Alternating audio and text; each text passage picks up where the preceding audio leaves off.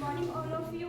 जैसे कि सर ने एक नई शुरुआत की है कि हमें इंडियन कॉन्स्टिट्यूशन याद करवाने की कोशिश कर रहे हैं सर, और ये बहुत ही अच्छी पहल है हमारे लिए और हमारे फ्यूचर के लिए। तो मैं इससे जुड़े सर की पहल को आगे बढ़ाते हुए कुछ अनुच्छेद है वो बोलना चाहती हूँ जो कि मोस्ट इम्पोर्टेंट है। जैसे कि पहले मौलिक कर्तव्य होने चाहिए हमारे, वो छः है और पहले 7 थे जिन्हें 44वें संविधान संशोधन से हटाकर अभी 6 कर दिए गए हैं, और इनमें 6 कर्तव्य हैं उनके बारे में बताना चाहती हूँ।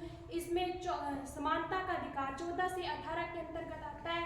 14 में समानता की बात करते हैं, उसमें 15 अनुच्छेद 15 में कहा गया है कि लिंग जाति के आधार पर हम किसी के साथ भेदभाव नहीं कर सकते हैं। आर्टिकल 16 में कहा गया है कि सभी को कार्य के समान अवसर देना चाहिए। आर्टिकल 17 में कहा गया है कि अस्पृश्यता का अंत, छुआछूत का अंत करना चाहिए। हमें इसके आधार पर भेदभाव नहीं कर सकती है सरकार किसी भी कानून और किसी भी व्यक्ति के साथ। और अनुच्छेद 18 में कहा गया है कि उपाधियों का अंत, केवल हम शिक्षा और सैनिक में उपाधियां ले सकते हैं इसकी, और बाकी उपाधियों का अंत किया गया आर्टिकल 18 में। उसके बाद स्वतंत्रता का अधिकार 19 से 22 में मिलता है हमें, जिसके अंतर्गत हमें 19A में है भाषण की स्वतंत्रता यानी अभिव्यक्ति की स्वतंत्रता, जब हम किसी भी कानून के विरोध कर सकते हैं, इसका हमें अधिकार है और इस अधिकार का जिक्र मिलता है 19A में। उसके बाद है शोषण के विरुद्ध अधिकार 21 से 22 में। 21 में कहा गया कि श्रमिकों के साथ समान व्यवहार करना, और 22 में कहा गया कि 14 वर्ष से कम आयु के बच्चों को कारखानों में न लगाना।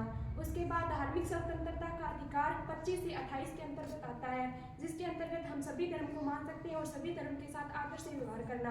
उसके बाद आता है सांस्कृतिक व शिक्षा का अधिकार 29 से 30 के अंतर्गत, जिसके अंतर्गत अल्पसंख्यकों के अधिकार भी आते हैं। अल्पसंख्यक अपने लिए अलग विद्यालय भी बनवा सकते हैं इसके अंतर्गत। उसके बाद आर्टिकल 31 में रखा गया था संपत्ति के अधिकार, जिसको मैंने आपको पहले ही बता दिया कि अभी इसको कैंसिल कर दिया गया है 44वें संविधान संशोधन में।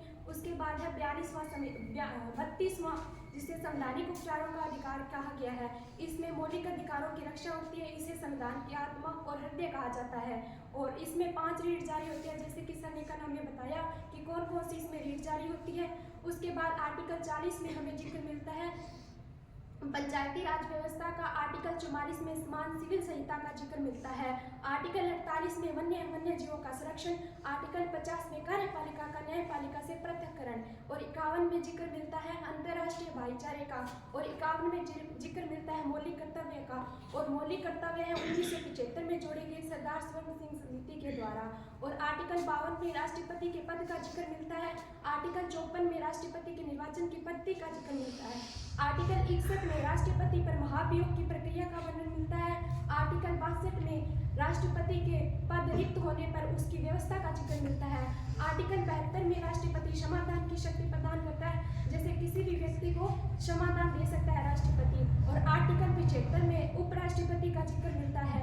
आर्टिकल 76 में अटॉर्नी जनरल का जिक्र मिलता है। आर्टिकल 85 में लोकसभा का भंग होना राष्ट्रपति के द्वारा, उसका जिक्र मिलता है। आर्टिकल 100 में निर्णायक मत का जिक्र मिलता है। आर्टिकल 108 में राष्ट्रपति है संयुक्त बैठक बुलाता है संसद की, और इसके अंतर्गत राष्ट्रपति 123 के अंतर्गत राष्ट्रपति अध्यादेश जारी करता है, और राष्ट्रपति का अध्यादेश है वो 6 माह के लिए जारी रहता है। वो 6 माह तक उसका होता है कि 6 माह तक अध्यादेश जारी कर सकता है। उसके बाद आर्टिकल 124 में सुप्रीम कोर्ट का जिक्र मिलता है हमें, और उसके बाद आर्टिकल 124 में सुप्रीम कोर्ट का जिक्र मिलता है। आर्टिकल 143 में राष्ट्रपति है वो सलाह लेता है भारत के सर्वोच्च न्यायाधीश से। उसके बाद आर्टिकल 148 में जिक्र मिलता है सर्वोच्च न्यायालय का। उसके बाद आर्टिकल 222 में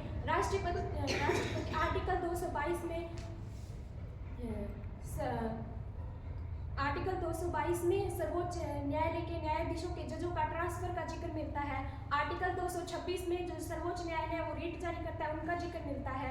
आर्टिकल 280 में वित्त आयोग का जिक्र मिलता है हमें, और आर्टिकल जो वार्षिक जो बजट पेश करना होता है उसका जिक्र हमें आर्टिकल 112 में मिलता है। उसके बाद आर्टिकल 368 में संविधान संशोधन का जिक्र मिलता है, जो कि दक्षिण अफ्रीका से लिया गया है। आर्टिकल 352 में राष्ट्रपति आपातकाल का जिक्र मिलता है, और आर्टिकल 356 में राष्ट्रपति शासन का जिक्र मिलता है, और आर्टिकल 360 में वित्तीय आपातकाल का जिक्र मिलता है। वित्तीय आपातकाल अब तक एक बार भी नहीं लगाया भारत में। Thank you.